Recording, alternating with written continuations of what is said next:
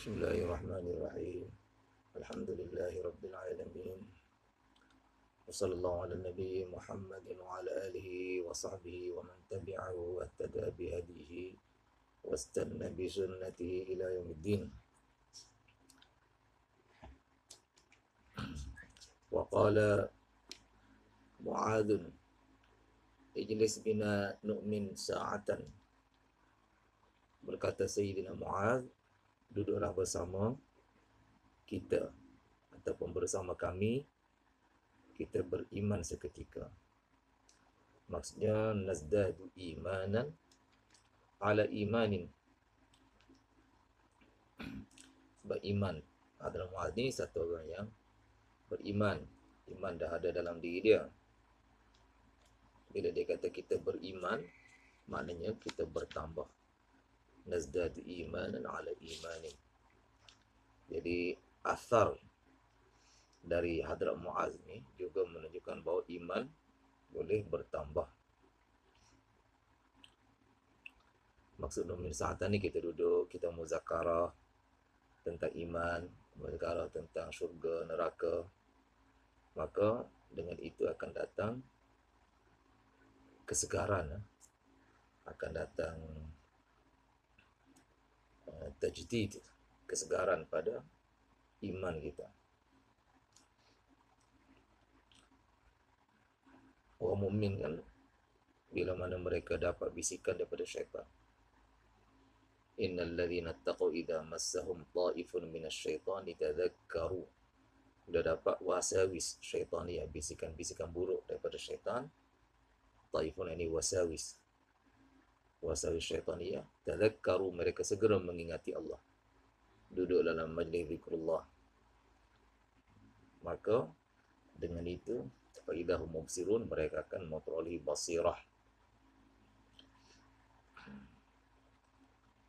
Sebagaimana Quran sebut, wadzakkir fa inna dzikra tanfa'ul mu'minin. Berilah peringatan kerana tazkirah, memberi peringatan itu beri manfaat, mendatangkan manfaat kepada orang mukmin.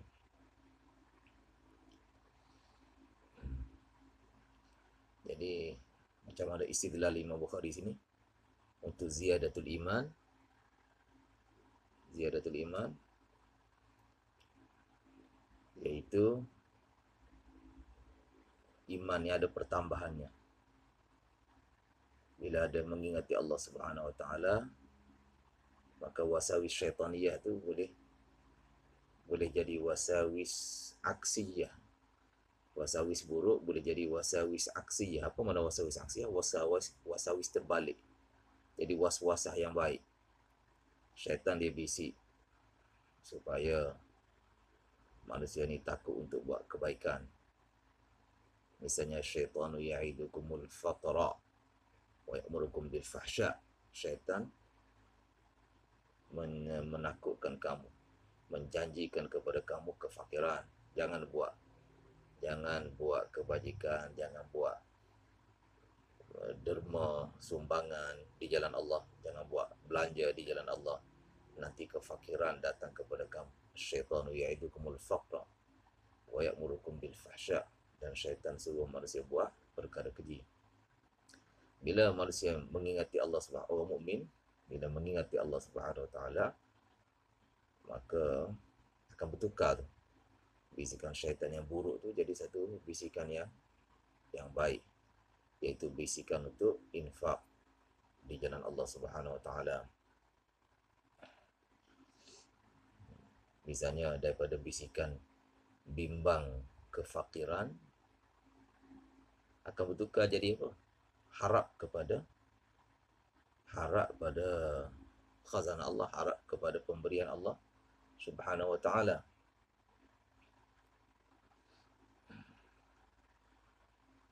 Okey ya. Kemudian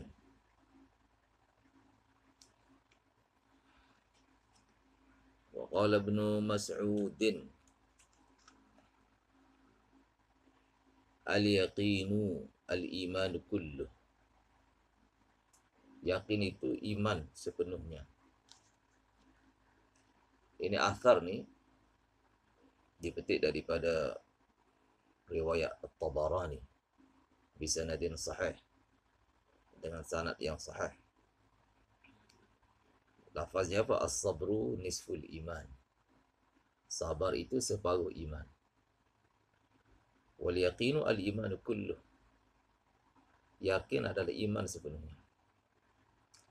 Istidlal boleh dari dua sudut. Dari sudut lafaz. Nisf pun boleh. As-sabru nisful iman. Sabar itu separuh iman. Sebab bila sebut nisf, menunjukkan perkara itu ada juzuk. Boleh juga istidlal daripada lafaz kul. Al-yaqinu al-imanu kulluh. Bila ada kul, ada nisf. Kul, yakni penuh. Nisf, yakni separuh. Bila ada penuh, ada separuh, bermakna iman itu ada ajza' yang banyak. Dan bila ada ajza' yang banyak, iman murakkab. Dan murakkab bermakna yazidu wa yanqusu, bertambah dan boleh jadi juga berkurang. Wa qala Ibn Umar la yablughu al-'abdu haqiqat at-taqwa hatta yad'a ma haka fi as-sadri. Berkata Ibn Umar, seseorang hamba tidak dapat sampai kepada hakikat takwa, takwa yang sebenar, takwa yang hakiki, sehinggalah ia meninggalkan apa yang menjadi keraguan dalam hati. Haka ni perkara yang menjadi perkara yang menjadi apa ni, keraguan, taraddud, ulang alik, daripada perkataan haka yahiku hiyaka, tenun, orang tenun kain kan, dia ulang alik dia punya apa tu, kayu untuk gerakkan benang tu kan. Bila dia nak tenun benang, dia akan tolak pergi mari kayu yang pegang benang, tolak ke depan ke belakang, ke depan ke belakang. Lepas tu ada kayu kiri ke kanan, ada kayu kiri kanan, ada depan belakang, ulang alik untuk dia tenun pakaian, sehingga akhirnya benang tadi bertukar jadi pakaian kerana dia tolak pergi mari depan belakang, dan yang kayu sekali lagi kiri kanan. Itu haka yahiku hiyaka, mana perkara yang menjadi taraddud, menjadi ragu-ragu dalam hati, perkara yang menjadi was-was, perkara yang dia tidak jelas. Dia tinggalkan perkara itu, perkara syubhah senafah, ditinggalkan, barulah dia akan sampai kepada hakikatut taqwa.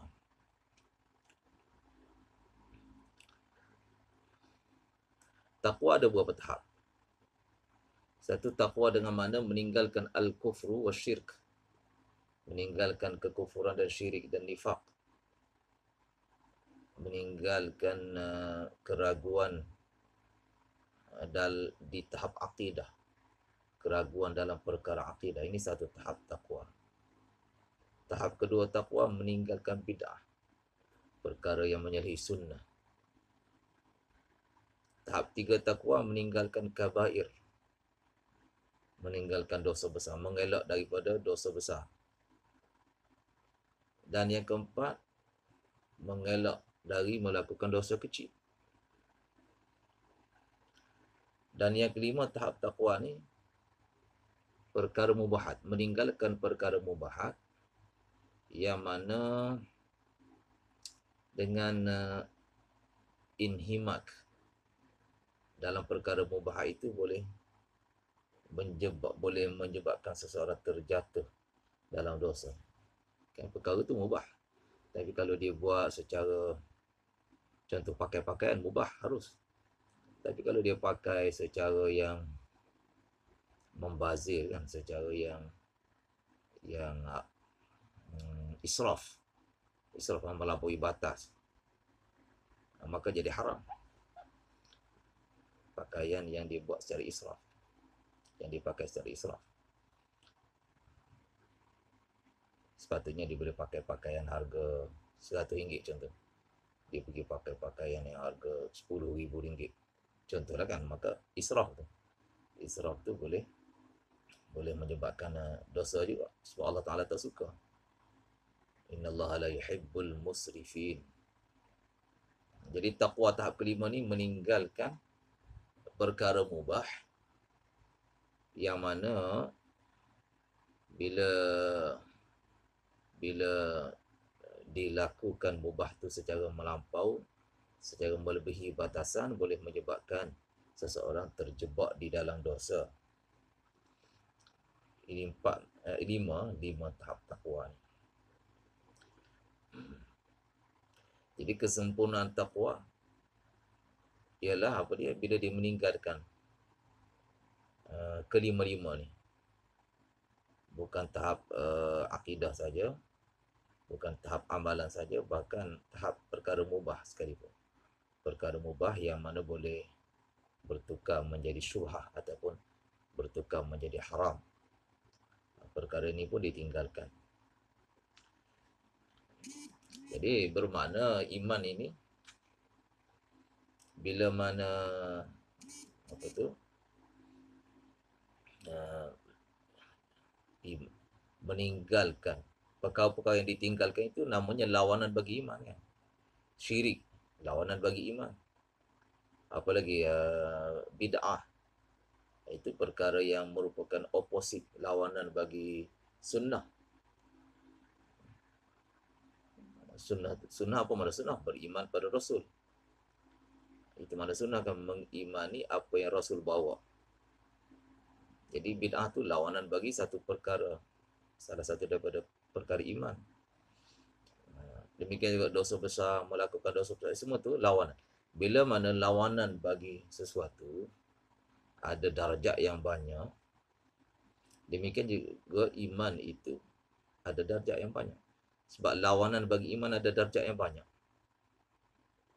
Lawanan bagi iman ada tahap kufur, ada tahap apa bid'ah, ada tahap kabair, ada tahap saghair, dosa kecil, ada tahap syubhat. Itu lawanan bagi iman, dia ada banyak tahap. Maka iman juga ada banyak tahap. Bila banyak tahap, maka boleh berlaku az-ziyadatu wa nuqsan. Jadi sabitlah dakwah Imam Bukhari, al-iman yazidu wa yanqusu. Samjai baik. Wa qala Mujahidun, berkata Mujahid, Imam Mujahid kata, syara'a lakum minad din ma wassa bihi Nuha walladhi awhayna ilayka wa ma wassayna bihi Ibrahim wa Musa wa Isa an aqimud din wa la tatafarraqu fihi. Allah syariatkan untuk kamu agama seperti yang Allah wasiatkan kepada baginda Nuh alaihissalam. Walladhi auhayna ilaika, dan seperti yang kami wahyukan kepada kamu, wahai Nabi Muhammad. Dan juga apa yang kami beri wasiat, beri pesanan kepada baginda Ibrahim alaihissalam, baginda Musa, baginda Isa. Itu apa dia? An aqimuddin, kamu tegakkan agama, wala tatafarraqu fi, jangan kamu berpecah belah dalam perkara agama. Untuk faham macam mana istidlal Imam Bukhari, kita kena faham ada satu hadis, iaitu al-anbiya'u ikhwatun li'allatin wa ummahatuhum syatta wa dinuhum wahidun. Hadis ni ada dalam Kitabul Anbiya, dalam kitab Sahih Bukhari juga, dekat Kitabul Anbiya.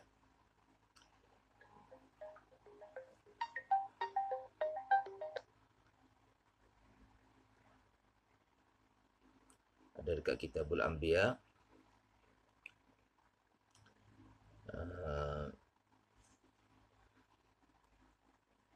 Iaitu apa dia, yang menyebut bahawa al-anbiya'u ikhwatun li'allatin, para nabi itu adik-beradik sebapa.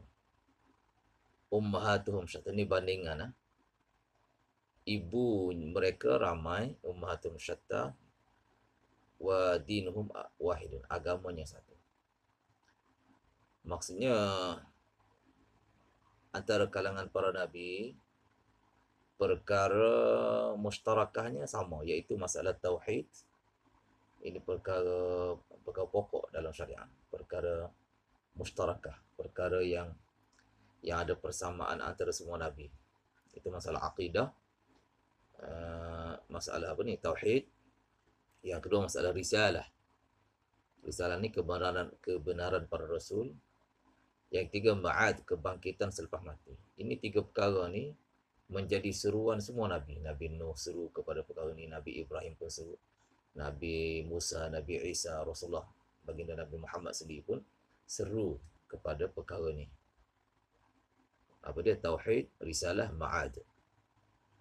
Tapi dari syariatnya ada berbeza. Salah berbeza, zakat berbeza, hukum hudud berbeza.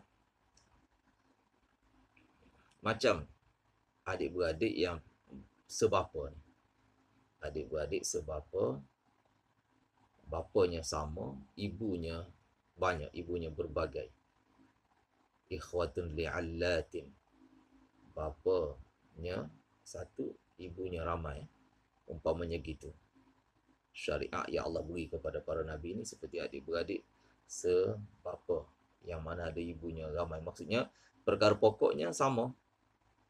Tauhid, risalah, ma'ad sama. Tapi syariat, salah, zakat, haji, hukum hakam, muamalat dan sebagainya, ini ada perbezaan antara para nabi.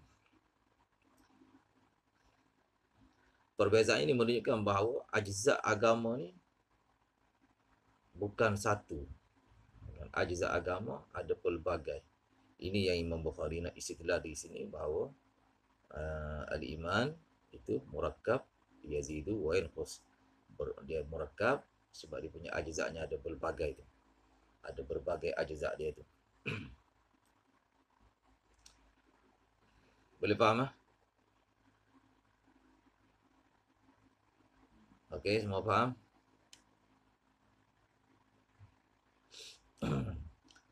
Wa qala Ibnu Abbas, berkata Ibnu Abbas, likullin ja'alna minkum syir'atan wa minhaja.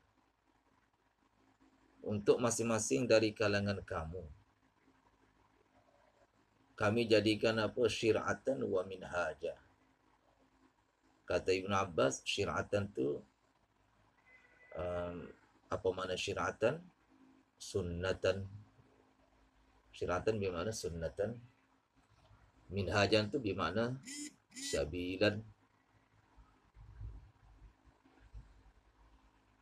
Tafsir Ibn Abbas buat ni secara laf nashar ghairi murattab. Laf nashar ghairi murattab. Sabilan tu tafsir bagi minhajan. Sabilan tafsir bagi minhajan dengan makna jalan kecil. Jalan kecil. Dan sunnatan tu pula tafsir bagi syir'atan dengan makna jalan besar. Jalan besar. Jadi apa maksud? Allah jadikan untuk setiap umat ni, umat Yahudi, umat Nasara, umat yang sebelum ni dan juga umat Muhammadiyah, ada jalan besar dalam perkara agamanya, jalan besar, dan ada jalan-jalan kecil. Macam dalam kita sendiri, syariat Muhammadiyah, ada jalan besar, iaitu perkara pokok dalam syariat. Perkara-perkara pokok dalam syariat. Contoh, sembahyang. Itu kan semua untuk umat Islam ni, kalau zuhur semuanya 4 rakaat kan. Semua sama sebagai satu jalan besar. Tapi nak sampai ke pada jalan besar tu, ada dia punya tarikat-tarikat dia tu. Ada tarikat-tarikat dia. Tarikat tu boleh jadi berbeza kan. Orang yang nak capai khusyuk dalam salat zuhur misalnya, ada orang dia punya tarikat dia dengan memperbanyakkan zikir misalnya dengan tarikat tu. Ada orang nak capai khusyuk dalam sembahyang zuhur dengan cara dia apa nama ni, misalnya dengan cara dia meninggalkan syubhat misalnya. Ada orang nak capai khusyuk dalam zuhur ni dengan cara menyebut Allah Allah ni, Allah Allah Allah misalnya lah. Jadi di syariat zuhur itu sama, jalan merupakan sebagai jalan besar tu yang dikongsi oleh semua orang. Jalan besar ni jalan yang semua orang lalu. Jalan kecil ni sebilangan orang saja lalu. Macam dalam kampung kita kan ada jalan besar, semua orang kampung lalu jalan tu.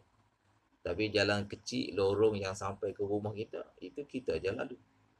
Lorong yang sampai ke rumah jiran kita aja lalu. Lorong yang sampai ke rumah Pok Mak aja lalu. Contoh kan. Jadi jalan-jalan kecil ni banyak dan jalan besar ini dilalui oleh semua.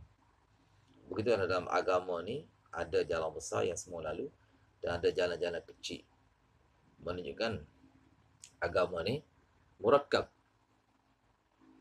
Murakkab ada banyak ajza kan, macam jalan yang ada banyak cabangan.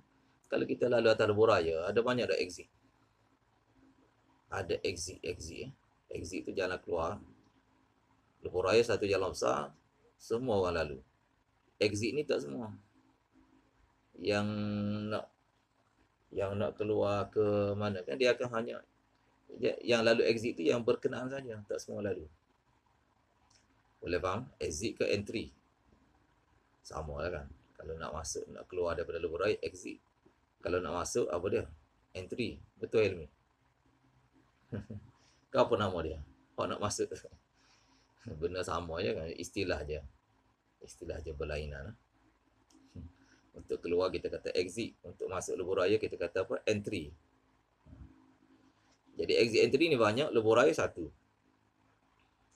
Likullin ja'alna minkum syir'atan wa minhaja.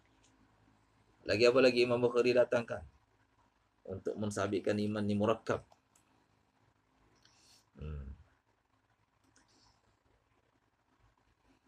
Sabilan wa sunnatan. Itu tafsir bagi syir'atan wa minhaja. Qul ma ya'ba'u bikum rabbi laula du'aukum ay imanukum. Biqauli azza wa jalla, Qul ma ya'ba'u bikum rabbi laula du'aukum. Wa ma'na du'ai fil lughati al-iman. Makna doa mengikut bahasa ialah al-iman. Apa maksud ni ayat ni? Allah tak peduli. Katakan wahai Nabi, ma ya'ba'u bikum. Allah tak peduli pun untuk menyeksa kamu. Kamu jangan rasa hebat sangat kamu kufur pada Allah. Sebab kalau tidak ada orang yang berdoa di kalangan kamu, wahai orang Mekah, orang kafir Mekah, kamu jangan rasa kamu hebat, kamu kufur Allah tak buat apa-apa kepada kamu. Tidak. Hanya kerana ada yang berdoa, ada orang mukmin di kalangan kamu yang berdoa meminta kepada Allah Subhanahu Wa Taala, kerana mereka ni Allah Taala tahan azab. Allah tidak datangkan azab kepada orang musyrikin Makkah kerana adanya orang yang beriman di kalangan mereka. Dalam Quran kata apa? Lau tazayyalu. Dekat ayat lain Allah kata, Lau tazayyalu la'adzabna alladhina kafaru minhum azaban alima. Lau tazayyalu. Jika tiada lagi orang mukmin itu di kalangan mereka, la'adzabna alladhina kafaru minhum. Kami akan seksa orang kafir dengan seksaan yang pedih. Lau tazayyalu la'adzabna alladhina kafaru minhum azaban alima. Di sini macam mana istidlalnya? Iman disebut untuk doa. Doa disebut untuk iman. Itlaqul juz'i 'alal kulli. Iman satu kul. Salah satu juzuknya ialah doa. Betul ke betul? Iman satu kul. Salah satu juzuknya apa? Doa. Jadi laula du'akum ay laula imanukum. Sebut perkataan doa tapi maksudnya iman. Menggunakan pendekatan apa? Itlaqul juz'i alal kulli. Menyebut satu juzuk untuk kul. Menyebut doa untuk iman. Asalnya apa? Laula imanukum. Ma ya'ba'u bikum rabbi, Allah tak peduli laula imanukum, jika tidak kerana ada yang beriman di kalangan kamu. Tapi untuk iman itu disebut salah satu juzuk iman, iaitu doa. Iaitu apa dia? Doa. Jadi pendekatan ini dipanggil apa? Pendekatan itlaqul juz'i alal kulli. Itlaqul juz'i alal kulli, menyebut satu juzuk untuk kulli, menyebut doa untuk maksud iman. Okey, jadi bila mana iman ada juz, ada kul, bermakna iman itu murakkab, qabilun liziyadati wan nuqsan. Faham ke Hakim Rafiq? Ada juz, ada kul. Iman satu kul. Kul. Di bawah dia ada banyak ajzak. Salah satu ajzaknya apa? Doa. Lagi apa lagi ajzak iman? Salah kan? Salah. Salah tu masuk juzuk iman juga. Wa ma kana Allahu liyudhi'a imanakum. Allah Ta'ala tidak sia-siakan iman kamu. Ay salatakum. Boleh faham? Di sana tu terbalik. Di sana dalam wa ma kana Allahu liyudhi'a imanakum, Allah tak sia-siakan iman kamu. Di sana terbalik. Di sana itlaqu al-kul. Itlaqul, sebab sana iman disebut untuk salah. Iman disebut untuk salah, itlaqul kul alal juz. Disebut kul, yang ini disebut iman untuk salah. Iman satu kul, disebut untuk salah, salah satu juzuk. Kul disebut untuk juzuk, itu di sana. Di sini juzuk disebut untuk kul. Juzuk disebut untuk kul. Boleh faham? Juzuk yakni doa disebut untuk iman. Jadi terbaliklah. Sini juzuk disebut untuk kul, di sana kul disebut untuk juzuk. Ala ayyi halin, nusus ini menunjukkan iman ada ajza, dan bila ada ajza maka dianya murakkab. Murakkab, bila murakkab qabilun li ziyadati wan nuqsan, menerima ziyadah dan nuqsan, berlebih dan berkurang. InsyaAllah kita beri zakat dulu. Wassalamualaikum warahmatullahi wabarakatuh.